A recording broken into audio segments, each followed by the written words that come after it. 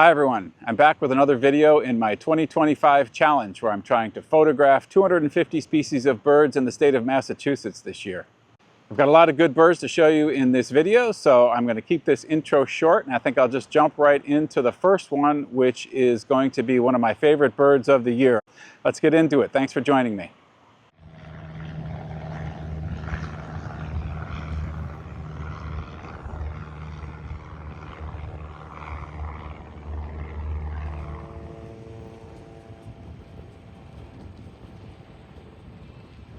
Hi everyone, I've come to Plymouth, Massachusetts today to look for an upland sandpiper that's been reported here.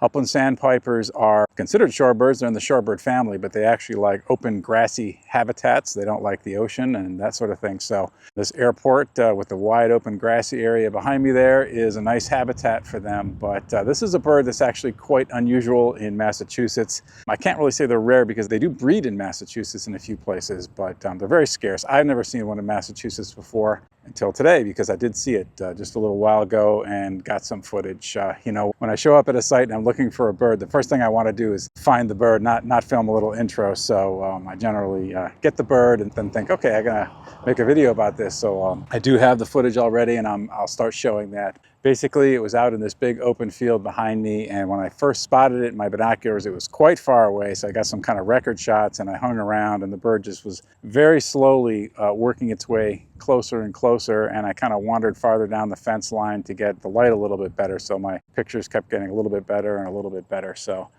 after about half an hour, I actually got some pretty decent shots, given that the sun is not at the right angle and it's a sunny day.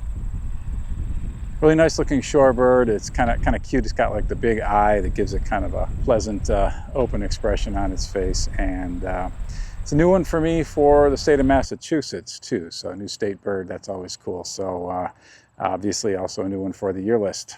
So successful trip today to Plymouth, Massachusetts. Here's the best video I was able to get. I had to wait about half an hour for the bird to wander this close to the chain link fence. I was getting a little concerned that airport security would come and ask me what I was doing, but that didn't happen. Maybe because I was close to the airport entrance and not near any of the runways. Interestingly, airports are the most common location to find upland sandpipers in the eastern United States, away from their native prairie habitat.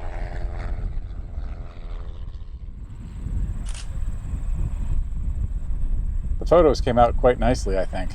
This is definitely going to be a candidate for my top 10 favorite birds of the year.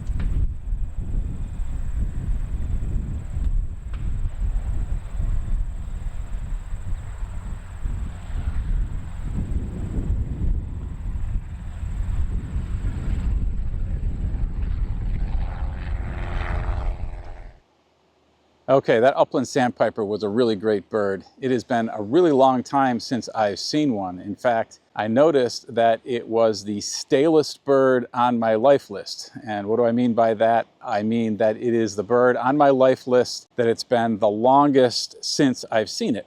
And you might wonder, well, how do I know that? You know, am I keeping such careful detail of everything? Well, actually, if you keep your life list in eBird, this is something you can actually check. And so I know a lot of people who watch my channel keep life lists in eBird. You might be curious, like, what's the stalest bird on your life list? So I made a little tutorial just how to check that in eBird. You know, if you don't use eBird a lot, you might not be aware of some of the features of how you can resort things. So let me just show that real quick in case you're curious what's your stalest bird. Okay, so you can just go into My eBird and click on your life list total to display your life list. By default, the birds are sorted according to the date when you first saw the species, with the most recent lifers shown at the top. My most recent lifer was the Wilson storm petrels I saw on a whale watch trip in July. In order to see the stalest bird, we need to change two settings. First, we want to change from first seen to last seen by just clicking on last seen right here.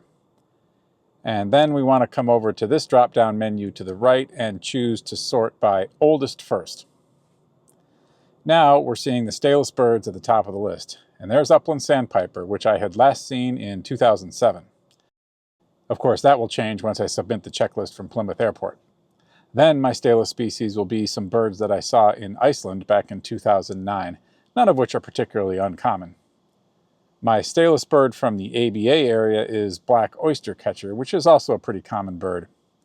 After that come Henslow's sparrow and LeConte sparrow, which are notoriously difficult birds to see, so they may stay near the top for quite a while. So if you do check and find that you've got a really stale bird on your life list that you haven't seen for a really long time, put it in the comments below, you know, what the species is and when was the last time you saw it. I think that might be kind of fun. Let's see who's got the stalest bird on their life list of the people watching the channel. Okay, on to the next bird, another little trip I made for a bird I needed for my channel list that was successful. So let's hop right over to that.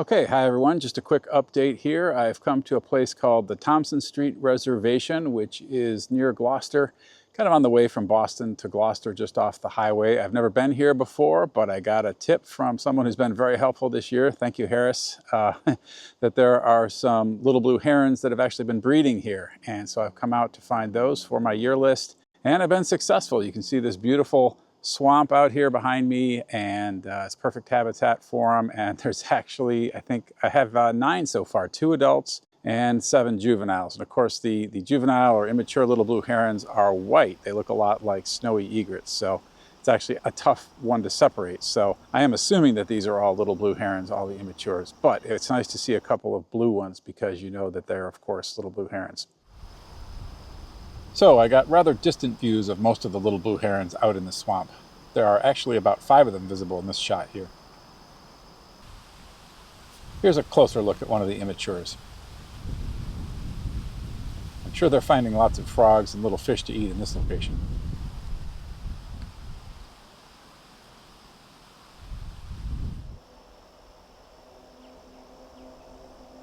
I was very happy to get a close-up view of one of the adults with their beautiful blue and purple plumage.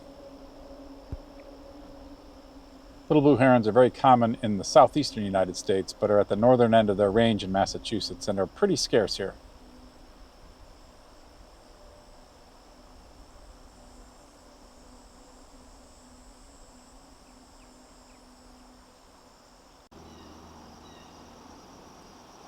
Here's one more look at an immature little blue heron.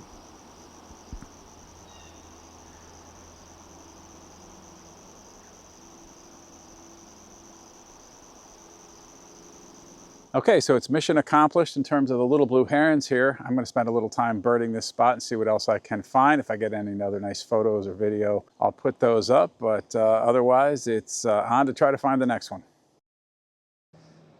Okay, so I actually did see another interesting bird at that location after I finished filming the little blue herons. This is a raptor that I photographed, and it was unfortunately fairly distant. It was a perched raptor out in the swamp.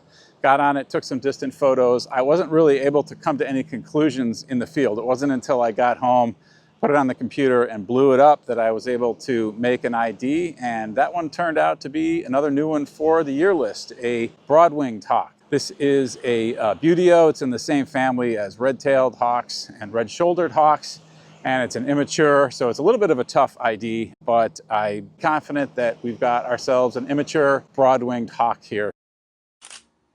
And then, on the same day that I was filming this video, I got a few nice flight shots of a broad-winged hawk at my home patch. In this case, the ID is a little bit easier because red-shouldered hawks always show white crescents near the wingtips while in flight, which this broad-winged hawk does not have.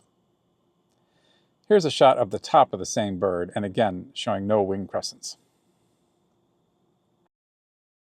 They're migrating through in numbers in the fall. These are the ones that dominate the sightings of the hawk watches in the east, but they're surprisingly difficult to photograph. You know, they're kind of forest hawks.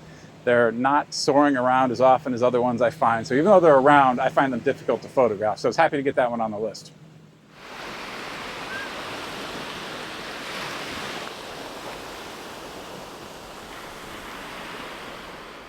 I really love watching sanderlings run in and out of the waves at the beach. Something about it is really relaxing.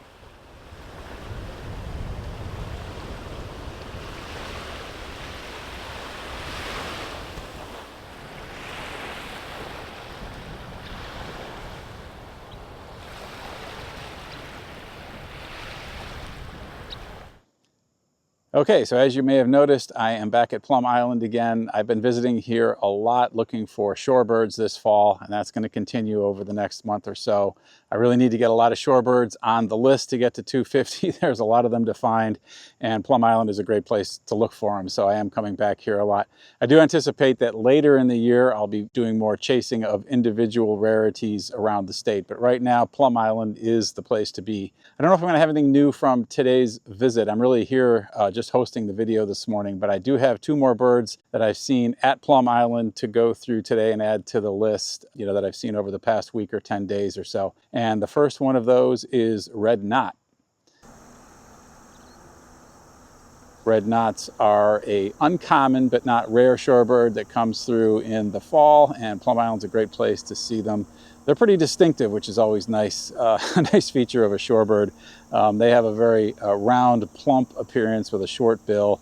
They're quite large compared to the other shorebirds that they're with. So usually when they're around, out with the other shorebirds, you can pick them out pretty quickly. Unfortunately, they don't have any red on them. They're in their non-breeding plumage when they come through. They're I don't even know if I've ever seen one in their red breeding plumage. This red knot footage here is from the current trip to Plum Island when I'm filming this video. I didn't pick up any new yearbirds on this visit, but it was nice to get this upgraded video to show you.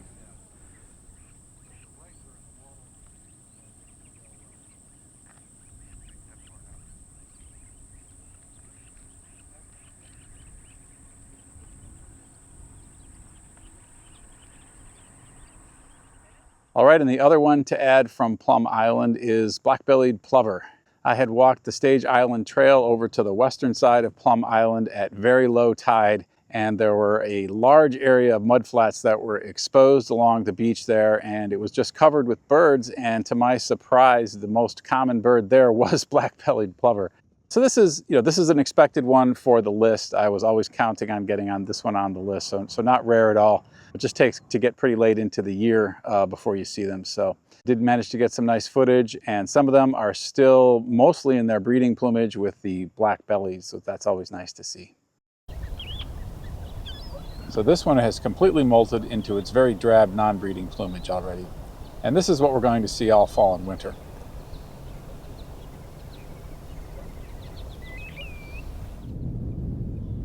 But as I mentioned, many of the plovers in this flock were hanging on to some of their breeding plumage.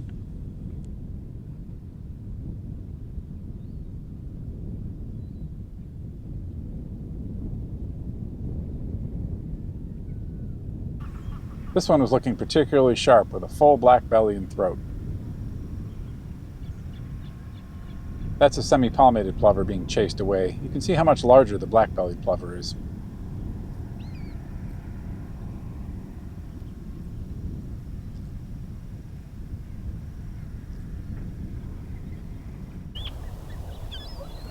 I counted 71 black-bellied plovers on this mudflat, the largest total I've ever seen in one place. And I spent an enjoyable hour or so watching and filming them.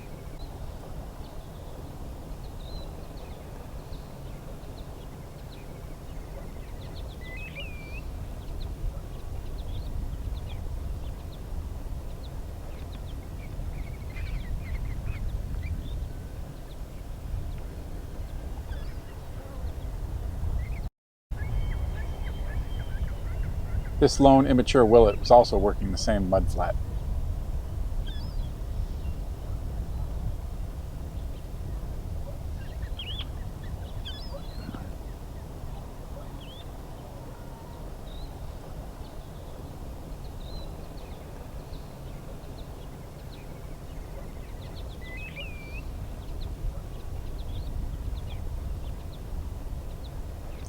He found a small crab, but didn't eat it. I guess it was a little too big to go down the hatch.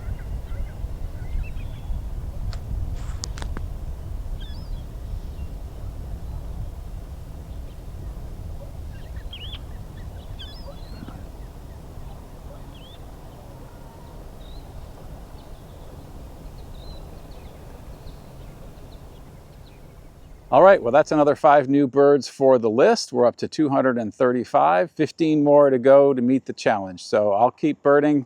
Thank you very much for watching, and I'll be back soon with another video.